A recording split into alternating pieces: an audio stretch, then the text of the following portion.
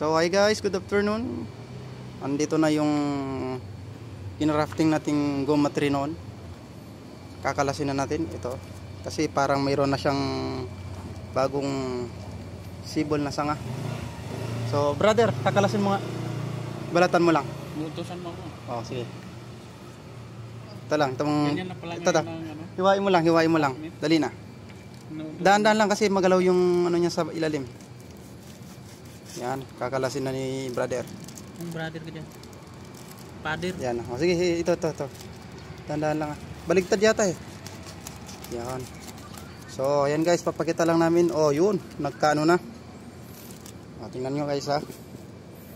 Ayan na yung grafted natin na goma tree. Ano sa Tagalog yun?